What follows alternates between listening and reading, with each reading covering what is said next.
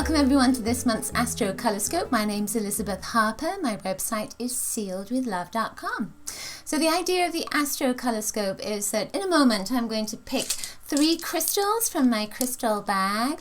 I'll throw them into a circle of 12 houses. We'll see which houses the crystals are aligned with. Then I'll read the crystal energy, the colors, and the house energy that they're in. I'll also take a bead from my bead bag just to see what the influence of an extra piece of color is. Then the third thing is I'll take a card from the Voyager deck and I will ask you to take a look at the card. Hopefully you'll be able to see it properly. And I'll ask you to see which image in the card you're most attracted to, and what that image means for you. I'll be looking at the card as well and letting you know what I feel the influence is. So before we get started on your crystals, I just want to talk a little bit about what's going on this September with the astrological influences. So this is kind of a big month for aspects in the heavens. There is a sense of a shift, of a change, and it's almost like I almost feel like a breakthrough month for all of us. So from the 1st onward, there is a Venus-Mars conjunct, and it almost feels like it's a start of a breakthrough energy. Then on the 5th, the Sun is trine Pluto, and it feels like you're going to find something. And it might be that you find lost love. On the 6th, Venus goes direct. It's been retrograde for at least the last month, 6 weeks. There's a sense of not only finding something, but maybe finding that love for someone else, but also for yourself. It's almost like you've been looking for something, and it could have been that you've been looking outside of yourself, but I also feel if you've been looking inside, maybe for an idea, not necessarily love, it could be an idea, maybe a business idea. It might be that you'll find your fabulous home that you wanted, but it's because something is shifting within you. So then around the 8th, Mars and Uranus are trine, and that Mars energy is very much about passion. So we started out the month with Mars and Venus conjunct. So it's almost like there's a big influence of Mars, at least to me, for that first week of September. So I feel that there's passion. I feel that with Venus becoming direct, there's a lot of love energy that's starting to come out. So it almost feels like there's a big breakthrough, a dam that's opening up. Lots of love, lots of passion, lots of activity. And then the 9th, Mercury is square Pluto, and it feels like that's an upset, that there's going to be some criticism maybe, and it's not necessarily somebody being critical of you. It may be that you're criticizing yourself or criticizing others. It just feels like there's a sense of criticism that comes up around that time. Then the 17th, Mercury goes retrograde. We know what happens with that, right? So communication goes a little bit off. But at the same time, Saturn moves into Sagittarius. Jupiter is opposing Neptune. And it feels like this is a wake-up time. It feels like there's a wake-up to reality. And that communication, it almost feels like you can no longer access something that you've been pretending has been in your life. So it's almost like you can no longer access that, and you can no longer pretend anymore. So your imagination, it's not that your imagination is going, it's just that what you've imagined to be true, what you've imagined to be your reality is no longer a part of your life. That's what I feel that energy is all around. So then there is that breakthrough. There's Pluto moves into direct. It's in Capricorn on the 24th. Get my words right here, and there's a feeling with that. That is a planet of transformation, and I feel almost as if again we're moving through this big breakthrough wake up call the whole of the month. It's almost like we're shaken awake with that, and then on the 27th. there is a supermoon, and this supermoon, there's a lunar eclipse that goes with this supermoon, and I feel, again, it's in Aries, so I feel that Mars energy is really coming through, and it, you know, there is still a feeling of a breakthrough, like something is breaking out, and it doesn't have to be negative, it can be really, really positive, but I feel as if whatever illusions you've had or whatever you've been playing with, you now have to get serious, and the illusions are no longer there, and it's almost like you are suddenly coming alive. So if you imagine, what I'm seeing is, I'm seeing this doll.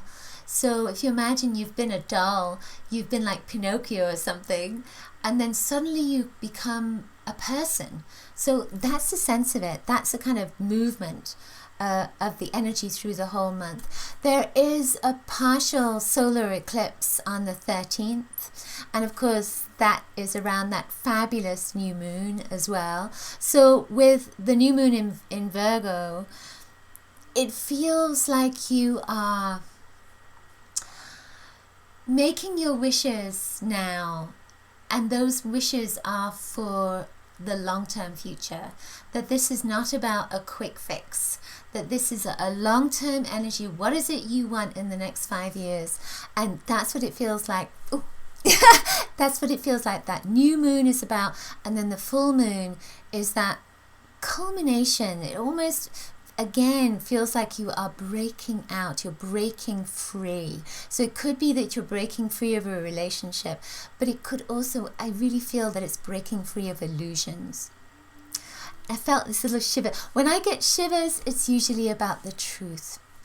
Okay, so now remember, I offer different consultations on my website, sealedwithlove.com. You can get card readings or intuitive soul guidance, all kinds of different things. You can also have a crystal gem reading as well. Now, before we get onto your crystals, remember to subscribe to my love letter at bit.ly/color kit. You'll get a free gift of a fabulous color kit. You can find out all your true colors in that color kit. Okay, so let's get started with your crystals. Okay, Libra, so for you, you have moonstone. It's a blue flash moonstone. You can't really see the flashing blue that's in it. This went into your third house. Your third house is about communication, and it's about connecting to your neighbors, connecting to your environment, connecting to your community. It's also an educational stone. With moonstone, it's kind of interesting because I often relate this for you to the new moon and the full moon, and this is a really powerful month when it comes to the moons because they're both eclipsed.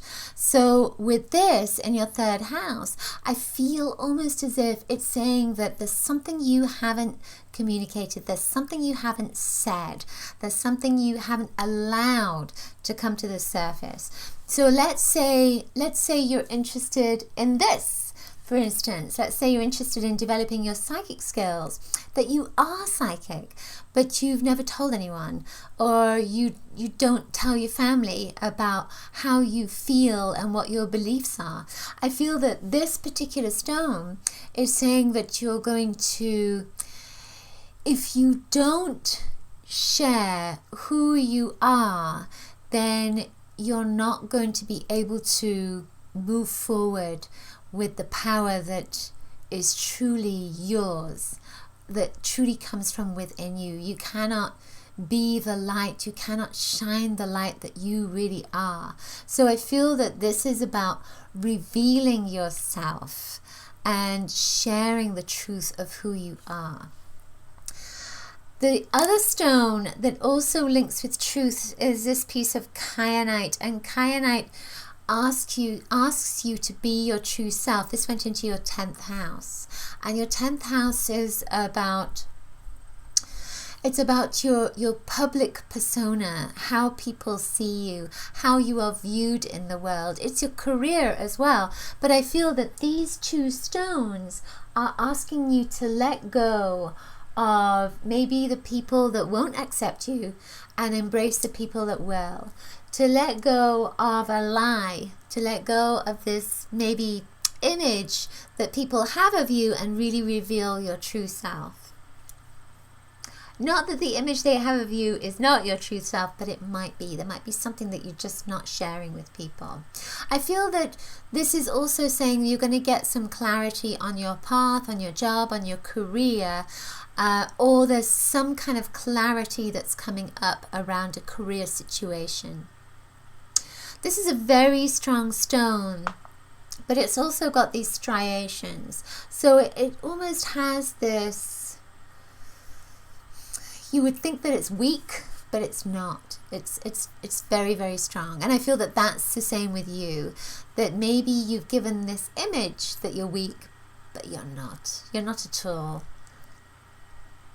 Okay, so then the final stone that came up is this piece of kunzite, and it's kind of a lilac pink color, and this went into your 12th house. Your 12th house, you know, to me, it's the end of a cycle. So it's an end of something. And with this particular stone, because it's kind of lilac colored, there's a conscious transition, a conscious transformation going from a caterpillar to a butterfly.